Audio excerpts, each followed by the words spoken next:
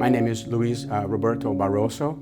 I am a law professor at the Rio de Janeiro State University in Brazil, and I am a justice at the Brazilian Supreme Court. A paper I just recently finished, it's still up for discussion, called Technological Revolution, Democratic Recession and Climate Change, Limits of Law in a Changing World.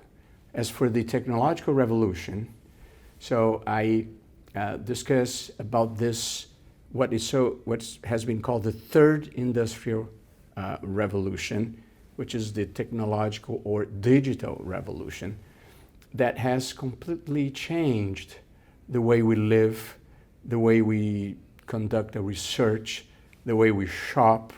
There are many implications involved, both in the technological revolution, in the climate change, and in the democratic recession. In the technological revolution, just to follow up, to mention one thing, one important chapter is artificial intelligence. And one should be aware that the machines are fed with information that men or women put in there. So, and in many parts of the world, courts are starting to work with artificial intelligence. So one fear that is object of concern, subject to concern, is that the artificial intelligence will bear the same biases, the same prejudices, the same discriminatory attitude of many societies, of the dominant values in society. That's one issue. If we leap to climate change, it's now a consensus that poor people are the one that suffered the most. There is some ignorance mixed with skepticism by many people, including important global leaders.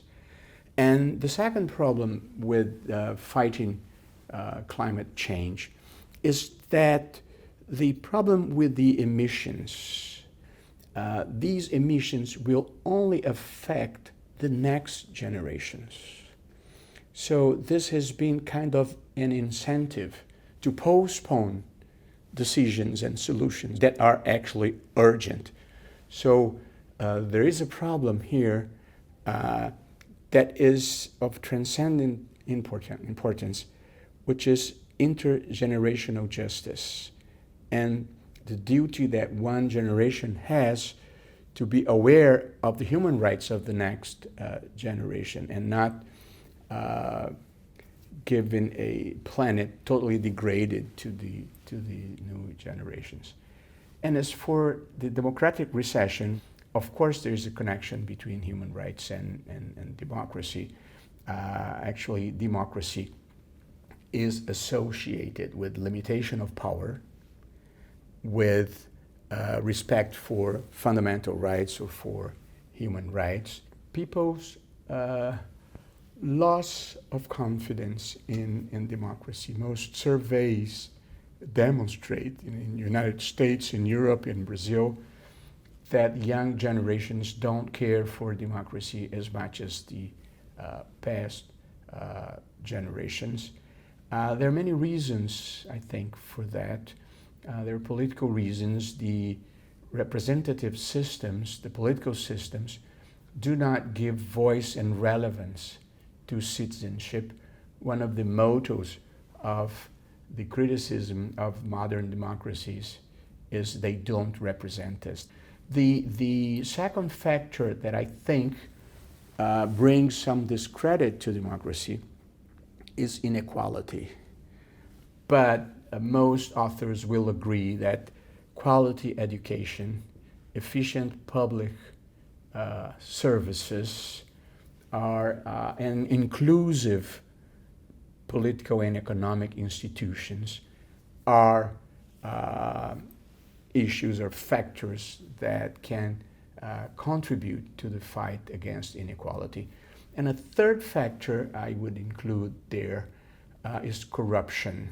In many parts of the world, corruption of public officers is still a major problem.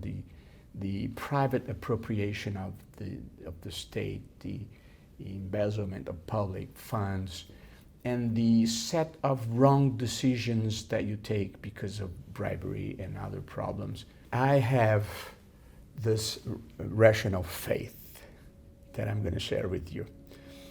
It's that history is a flux, is a permanent march towards the good, towards civilization advancement.